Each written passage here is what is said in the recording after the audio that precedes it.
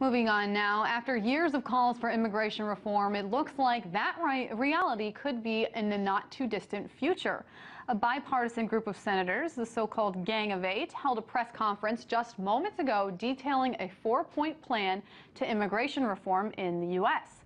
The plan includes reforming the path to legalization, creating an employment verification system, coming up with a tough but fair new path towards citizenship for people that are already in the U.S., and helping illegal immigrants who are job seekers find legal work. Now, all of this is contingent on one thing, the one thing that Republican Party really has sought after very adamantly, and that is tighter border security.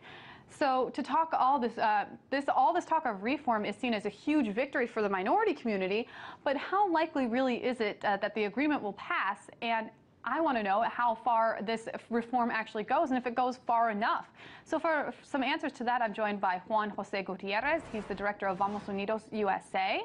Hi there, Juan. I just wanted to get your initial thoughts on this plan of reform. Well, my initial reaction, as well as that of many of the people that I've worked with over the years to bring about comprehensive immigration reform, is of one of guarded optimism. And the reason why I say that is because we've been here before. People talked about bringing about significant immigration reform back in the days of the presidency of former President George Bush, and it came to nothing.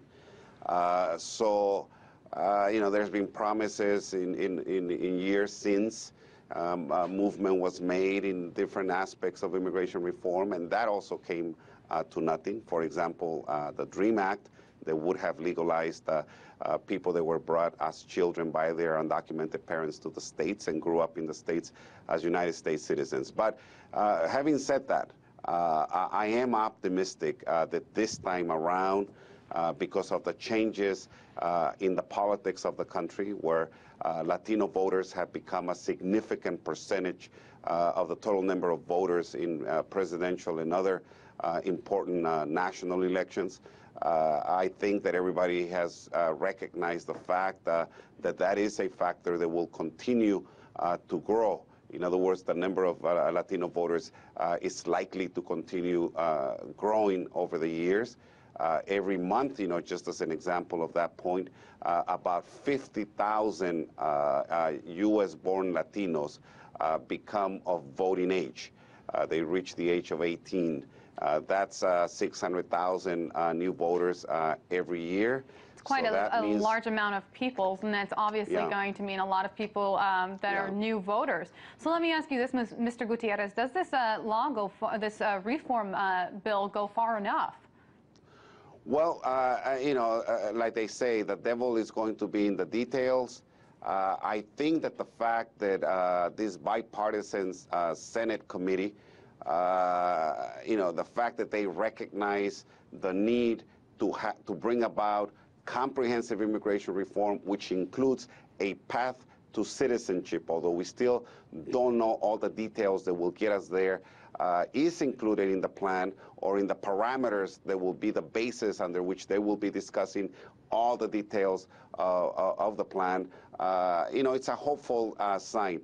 Now, from our perspective, we've always been advocating that meaningful immigration reform, in fact, has to be meaningful. It has to include a path to citizenship and an approach that basically provides for an opportunity for all hardworking, law-abiding, tax-paying, undocumented workers to become incorporated into the American economy, by legalizing them and providing them with a reasonable opportunity to, over time, become United States citizens. So I couldn't say right now that it goes far enough, but we certainly are going to continue working to make sure that it does go as far as is possible under the circumstances. Now, as I mentioned a moment ago, the one aspect that this is all contingent on is ramping up border security. It's something that we heard the Republican lawmakers that are part of this Gang of Eight reiterate today. But is this really what the country needs right now? Are the majority of immigrants really coming over from over the border? Well, they're not.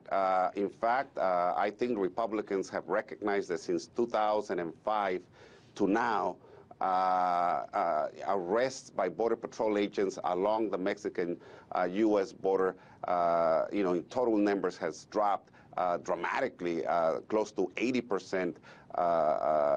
And so, that's very, very significant. Now, whether they mean that significant border control means 100% effective border control, I mean, I think that would be, just unachievable. And so we're hopeful that, the fact that all these changes on the ground are there now for all to see, will enhance the possibility of our finally getting significant and meaningful immigration reform. There is no more argument now that nothing has happened in terms of border enforcement, and the fact that the senators today, laid out a whole bunch of ideas about how they can still further enhance Border Patrol by using new technology, incorporating drones into Border Patrol and all that sort of stuff, hiring more Border Patrol agents, et cetera.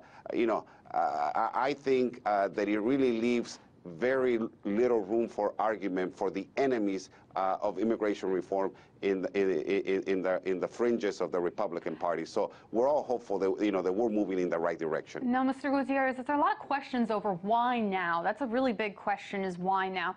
And I do want to play a soundbite from Senator John McCain from over the weekend, and it might shed light on why now. Yeah. I'll give you a little straight talk. Look at the last election. Look at the last election. We are losing dramatically the Hispanic vote, which we think should be ours for a variety of reasons, and we've got to understand that. Second of all, we can't go on forever with 11 million people living in this country in the shadows in an illegal status. Now, Mr. Gutierrez, we only have about 10 seconds left, but is this the reason why Republicans are changing their tone, because they realize they cannot win this country without the minority community? Well, that's one major reason. Another one would be, economic. I mean, the United States is projected to need more workers in the future for the manufacturing and cheap sectors of the economy. And lastly, it wouldn't be fair to say that the struggle that for years has been carried out by millions upon millions of Latino persons and people of goodwill in the United States to bring about comprehensive reform, that's also a big factor. The United States cannot go around criticizing people for violating human rights and so on and so forth when they're dividing families in the United States. Juan Jose Gutierrez, Director of Vamos Unidos USA, thank you so much for joining us. Thank you.